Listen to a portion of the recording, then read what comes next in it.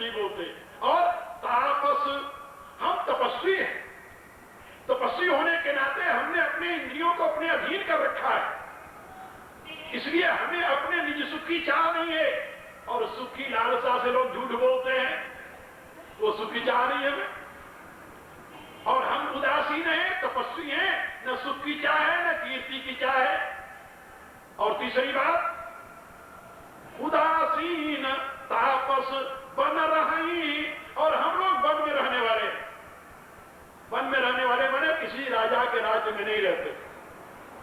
आपको शायद ये ज्ञात नहीं होगा, वो मैं बता दूं। तत्कालीन व्यवस्था में ही नहीं, बल्कि भारत के ये जो हिंदू लॉ बदलाबाद में हिंदू कोड बिल पास हुआ, इससे पूर्व तक जब तक मनुस्मृति का लॉ चलता रहा भारत में, तब तक ये कानून था। भारत में विदेशी आक्रमण के पश्चात इसमें गड़बड़ी आई। उससे पूर्व जब राजतंत्र था भारत में प्राचीन काल में, तो यहाँ के पहाड़, जंगल, नदियां, ये जो थी ये किसी राजा के अधीन नहीं होती थी, ये राज्य के अधिकार से स्वतंत्र होती थी। और इसलिए ऋषि लोग नदियों के किनारे, जंगलों और पहाड़ों में रहते थे। वो किसी राजा के राज्य में नहीं रहते थे, वो राज्य से अलग होते थे। उनके ऊपर राज्य का शासन नहीं होता था, उनके ऊपर राज्य का कानून लागू नहीं होता था, क्योंकि वो नागरिक जीवन से दूर रहते थे। ये नियम था तत्कालीन। और इसी बात को भरद्वाज जी संकेत करते हैं कि हम वनवासी हैं, वन में रहने वाले हैं, हमारे ऊपर किसी राजा का दबाव नहीं है।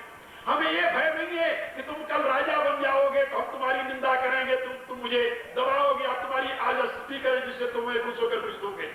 हमें तुमसे कुछ लेना देना नहीं है।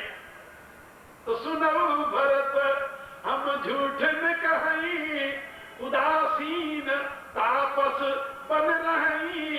झूठ बोलने के जो तीन कारण हैं, तीनों हमारे पास नहीं, इसलिए हम झूठ नहीं कहते। और जो मैं कहने जा रहा हूं ऐसे लगेगा जैसे मैं तुम्हारी चापलूसी कर रहा हूं, झूठ बोल रहा हूं, लेकिन ये झूठ नहीं है, सत्य है। क्या कहने जा रहे हैं भरद्वाज जी? भरद्वाज जी जो कुछ कहने जा रहे हैं सही में वह अनुपम बात है, अद्भुत बात कहने जा रहे हैं। सारी प्रजा और पूर्वासी जितने थे और सारे प्रयाग निवासी थे, वो सब चकित होकर के मुनि के मुंह की तरफ देखने लगे। देखो भरद्वाज मुनि क्या कहने जा रहे हैं, इतनी प्रतिज्ञा के साथ। सुनो भरत हम झूठ न कहीं, उदासीन तापस बन रही। कहिए प्रभु क्या कहने जा रहे हो? कहा सब साधन कर सुफल सुहावा, लखन राम सिय दर्शन पावा। हमने इतने वर्षों तक यहाँ साधना की है, त्रिवेणी के तट पर जंगल में रहते हुए। तब ये इलाहाबाद जो है ये शहर नहीं था, जब भरद्वाज ऋषि का आश्रम था वहां, तब ये प्रयाग शहर नहीं था, घोर जंगल था। वाल्मीकि रामायण में उसका बड़े विस्तार के साथ बनाया है। वहां बस्ती नहीं थी, वहां केवल ऋषि का आश्रम था जहां वो रहते थे त्रिवेणी के तट पर। तो भरद्वाज जी कहते हैं कि सब साधन कर सुफल सुहावा, लखन राम सिय दर्शन पावा। मेरे संपूर्ण साधनों का जो सुंदर दिव्य फल प्राप्त हुआ, उस फल के रूप में हमें राम, लक्ष्मण, सीता के दर्शन हुए। जब राम गए थे भरद्वाज जी के आश्रम में, तो भरद्वाज ने यही कहा था राम से, आज सुफल तप तीरथ त्यागु, आज सुफल जप जोग विरागु, सुफल सकल सब साधन आजू, राम तुम्हें अवलोकत आजू। आज हमारी साधना सफल हो गई। आज सुफल तप तीर्थ त्यागु, तप तीर्थ और त्याग, तप करना, तीर्थ का सेवन करना, संसार के सुख का त्याग करना, आज मेरा सफल हो गया। आज सुफल जग योग जप जोग विराग। अब तक जो मैंने जप किया है, योग किया है, वैराग किया है, वो भी आज सफल हो गया। सफल सकल शुभ साधन साधु। जो मैंने आज तक उत्तम साधन किए हैं सब सफल हो गए हैं। कैसे सफल हुए? कहा राम तुम्हें अवलोकत आजू। हे राम, आज तुम्हें देखकर मेरा सब सफल हो गया। ये राम से भरद्वाज ने कहा था, और वही बात आज भरत से कह रहे हैं कि सब साधन कर सुफल सुहावा, लखन राम सिय दर्शन पावा। मेरे संपूर्ण साधनों का सुंदर फल प्राप्त हो गया था जब मैंने राम लक्ष्मण सीता का दर्शन किया। फल तो मिल गया। आगे आगे जो बात कहने जा रहे हैं मजे की बात है। ते ही फल कर फल दरस तुम्हारा। राम सीता लक्ष्मण के दर्शन का जो हमारे संपूर्ण साधनों का फल तो मिला, राम लक्ष्मण सीता का दर्शन। अब राम लक्ष्मण सीता का जो दर्शन हुआ उसका भी कुछ फल मिलना चाहिए ना। आपने साधना की तो आपका इष्ट देव आपके सामने प्रकट हो गया, ये तो हुआ आपकी साधना का फल। लेकिन जो इष्ट देव का दर्शन हुआ उसका भी कुछ फल मिलना चाहिए। यदि उसका फल नहीं मिला तो दर्शन रह गया केवल। भरद्वाज जी कहते हैं ते ही फल कर फल दरस तुम्हारा, सहित प्रयाग सुभाग हमारा। कहे भरत, राम लक्ष्मण सीता के दर्शन के फल का ये फल है कि आज मुझे तुम्हारा दर्शन हो रहा है। कहा भाई ये तो अद्भुत बात। राम के दर्शन का भी कोई फल हो सकता है? बोले हाँ होता है। तुलसीदास जी ने अपनी रामायण में जी लिखा, कहा कि देखो, लेकिन मैंने बताया था इसी प्रसंग में ही कुछ दिन पहले कि जब आप वृक्ष लगाते हैं तो वृक्ष में पानी देते हैं, खाद देते हैं, बड़ा होता है वृक्ष, उसमें फूल लगता है और फूल के बाद उसमें फल लगता है। और आप चले जाएं उस वृक्ष का फल अपने पास पाले, क्या फल पाने से आप तृप्त हो जाएंगे? नहीं तृप्त होंगे। तृप्त कब होंगे? जब उस फल का फल पाएंगे। फल का फल क्या है? फल का फल वो रस है। फल के अंदर जो रस है वो रस जब आपके हलक के नीचे जाएगा तब तो तृप्त हो गया। केवल फल हाथ में लेकर के आप तृप्त तो नहीं होंगे, उस फल के रस को पान करके ही आप तृप्त होंगे। महात्मा भरद्वाज कहते हैं कि मेरे तपस्या का फल हुआ राम का दर्शन। राम का दर्शन फल मिला, अब उस फल का फल है तुम्हारा दर्शन। राम के दर्शन का फल है भरत का दर्शन। क्यों? कहा राम तो है फल और भरत है उस फल का रस। भरत फल का रस है। बोले क्या? ये किसने कहा? भरद्वाज जी ने कहा। भरद्वाज जी आगे की चौपाई सुनिए, क्या सुंदर चौपाई कहते हैं। भरद्वाज जी कहते हैं उस फल का तुम रस हो, राम रूपी फल के तुम रस हो, और राम के दर्शन का फल है जो तुम्हारा दर्शन मुझे मिल रहा है। सारी प्रजा आश्चर्य होकर देखने लगी कि राम के दर्शन का फल भरत का दर्शन कैसे हो गया। महात्मा भरद्वाज ने घोषणा की, तुम तो भरत मोर मत ये हूं, धरे देह जनु राम सनेहु। किसी के दर्शन का फल क्या है? जैसे मैं कई बार इस बात को कहा करता हूं कि परमात्मा 5 रूपों में अपने आप को अवतरित करता है, प्रकट किया है 5 रूपों। ये सनातन धर्म का सिद्धांत है, ध्यान से सुनना, बहुत काम की बात है आप लोगों को। परमात्मा की उपासना हम सनातनी 5 रूपों में करते हैं, उसे पंचदेव उपासना कहा जाता है। गणेश, सूर्य, दुर्गा, शिव और विष्णु, ये 5 रूपों में हम परमात्मा की उपासना करते हैं। और केवल परमात्मा ही नहीं, हर एक व्यक्ति के समग्र जीवन को जानने के लिए ये 5 अवयवों के साथ उसकी उपासना की जाती है, केवल परमात्मा ही नहीं। जैसे यदि आप मेरे तक पहुंचना चाहें, एक उदाहरण के रूप में समझ लें, तो पहली बात तो है मेरा नाम। आप यदि शहर में ये पूछें कि एक व्यक्ति 6 फुट का है बहुत मोटा ताजा नहीं है, ठीक ठीक है। पहले तो खड़ाऊ पहन करके नंगे नंगे घूमते थे, लंबे लंबे बाल थे, तो लोग कहते थे वो बाल वाला, करली बाल वाला जो नंगे नंगे घूमता है खड़ाऊ पहन करके। अब लोग और कहेंगे कि भाई बाल तो नहीं है, सब साफ हो गया है, लेकिन सफेद दाढ़ी कोई ऐसा व्यक्ति है जो सफेद दाढ़ी है, खड़ाऊ पहनता है, ऐसे चलता है। लोग पूछेंगे भाई वो कौन, किसकी कहानी कर रहे हो? क्या भाई नाम तो मुझे मालूम नहीं है। तो जब नाम नहीं मालूम है हजरत, तो तुम कहां जाओगे? बिना नाम का तुम्हें कौन सा स्थान बताया, कौन सा व्यक्ति बताया जाए? सबसे पहले तो नाम जानो, नाम।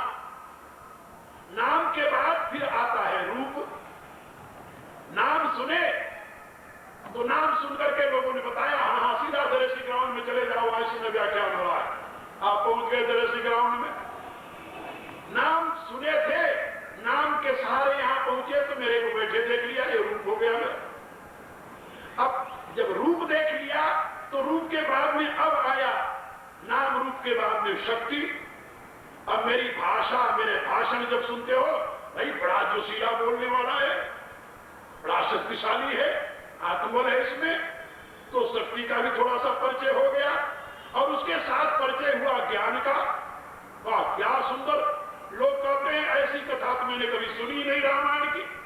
बड़े कथाकार यहां आते हैं, बड़ी कथाएं मैंने सुनी, लेकिन ऐसी व्याख्या हमने नहीं सुनी। चलो ठीक है, आपने नहीं सुनी, अब सुन लो भाई। लोग कहते तो ज्ञान के भंडार हैं।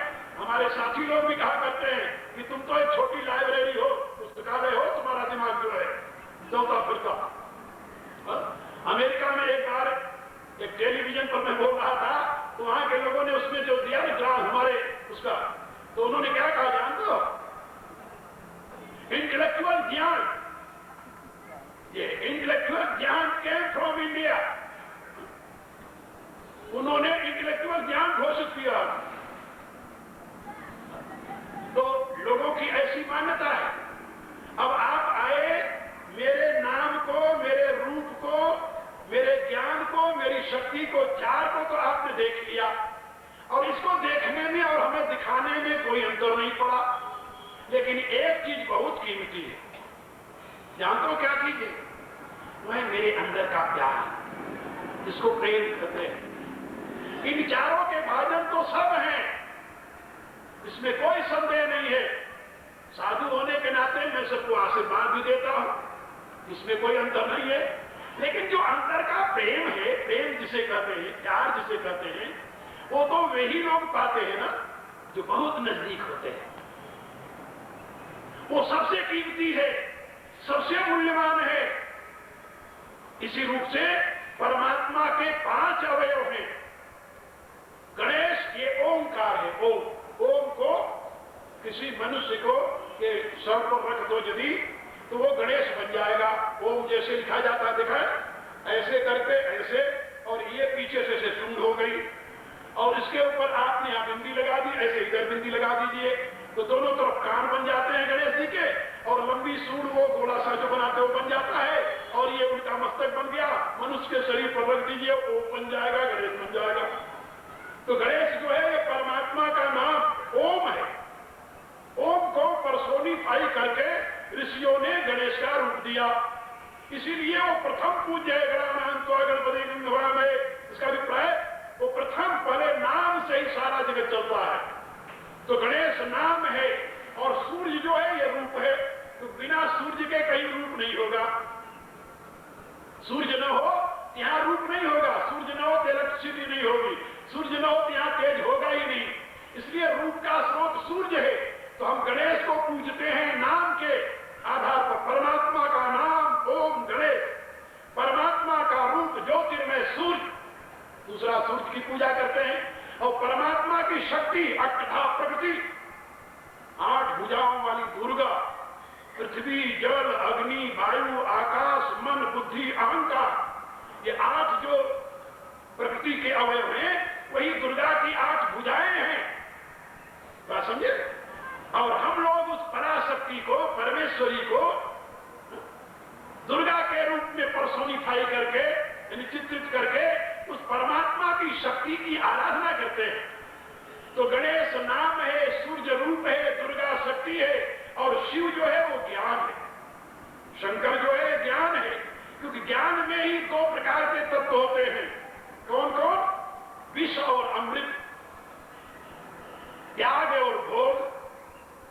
शंकर जी का स्वरूप देखिए, दुनिया में दो अमृत हैं, दो विष हैं। एक अमृत अचल है चंद्रमा में, और एक अमृत है गंगा की धारा। ये दोनों चल अमृत जो है वो शंकर जी के मस्तक पर चंद्रमा और गंगा की धारा यहां से बह रही है। ये दो तो अमृत है, और दो विष हैं, चल विष और अचल विष।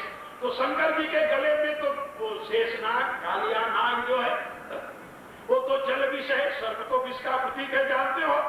और गरल में, जो कंठ में गरल है, जो नीलकंठ कहे जाते हैं, तो अचल विष कंठ में है और चल विष गले में हार बना हुआ है। मैंने एक शिव शतक नाम का ग्रंथ लिखा है प्रार्थना के लिए, शिव तत्व को समझने के लिए, उसमें इसका विवेचन किया है।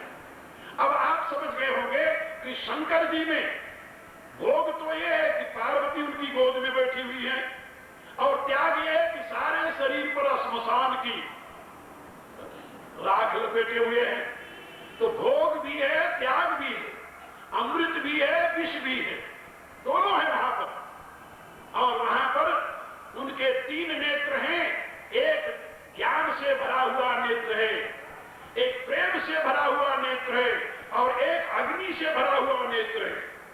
जब किसी को ज्ञान प्रदान करना होता तो दाहिनी आंख से, प्रेम प्रदान करना होता है तो बाईं आंख से, और किसी को भस्म करना होता है कामदेव की तरह तो तीसरा नेत्र खोल देते हैं। ये शंकर के ज्ञान का, तो भगवान शंकर साक्षात ज्ञान की मूर्ति है। परमात्मा का ज्ञान ही शंकर रूप में है, परमात्मा की शक्ति दुर्गा रूप में है, परमात्मा का नाम गणेश रूप में है, परमात्मा का रूप सूर्य रूप में है।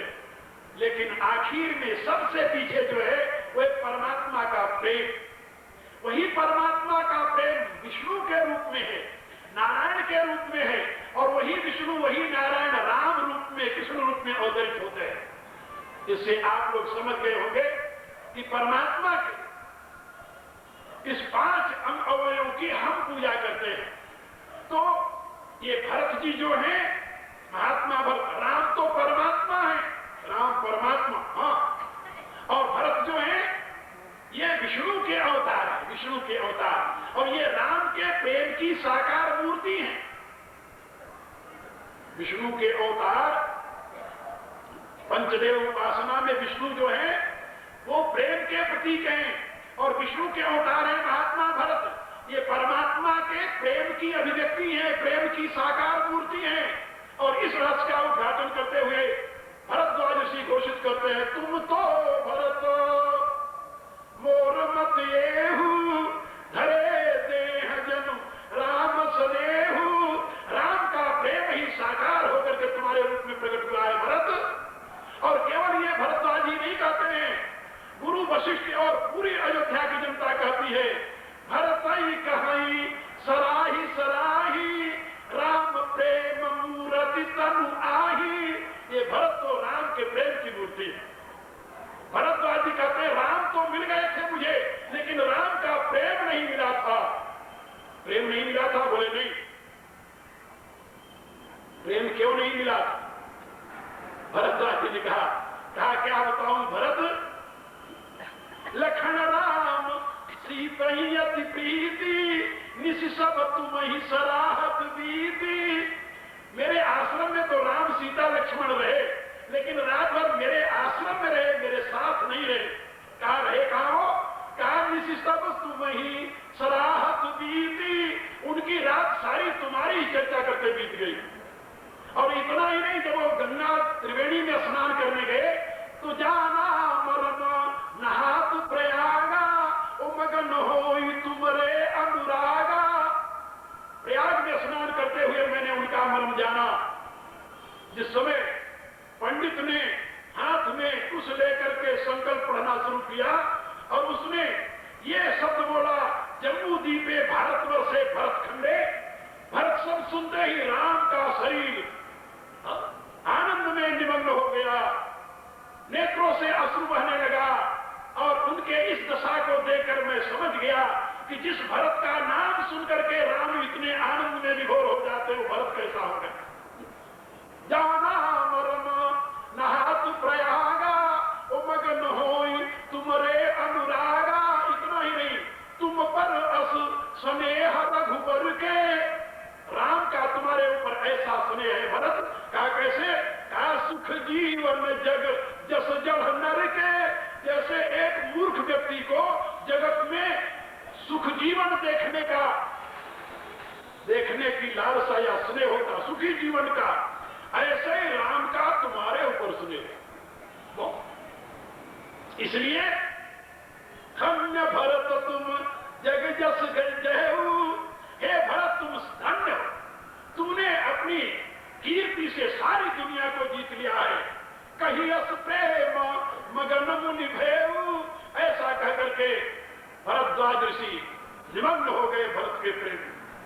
जरा आप सोचिए, जिस भरत की महिमा का गान वशिष्ठ जी कर रहे हैं, जिस भरत की महिमा का गान ऋषि भरद्वाज कर रहे हैं, जिस ऋषि की भरत की महिमा का गान पूरी अयोध्या के लोग कर रहे हैं, उस महात्मा भरत का चरित्र मानव के लिए यदि आदर्श नहीं होगा तो किसका चरित्र होगा। इसलिए आप लोग भरत के इस महत्वपूर्ण संदेश को अपने जीवन में प्रतिष्ठित करते हुए, मनन करते हुए आगे चलिए। और फिर कर आपको आखिरी दिन मैं बताऊंगा कि भरत की प्रतिभा के प्रकाश में महात्मा जनक, महाराज वशिष्ठ, मंत्री महात्मा वशिष्ठ, मंत्री सुमंत और पूरे चित्रकूट के जितने ऋषि थे कैसे स्तब्ध रह गए थे और कैसे सबने एक रूप से भरत की विचारधारा का समर्थन किया था। और वशिष्ठ जी ने तो यहां तक घोषणा कर दी कि सब जब कहब करब तुम जोई, धर्म सार जग होइए सोई। हे भरत, जो तुम कहोगे करोगे समझोगे वही मनुष्य के लिए धर्म का सार होगा। तो भरत की उस महिमा को सुनने के लिए अब आप लोगों को प्रतीक्षा करनी पड़ेगी, क्योंकि तुलसीदास जी मेरे से कह रहे हैं आगे की बात कल बताना, आज अब बंद कर दो, बहुत समय हो गया है। यह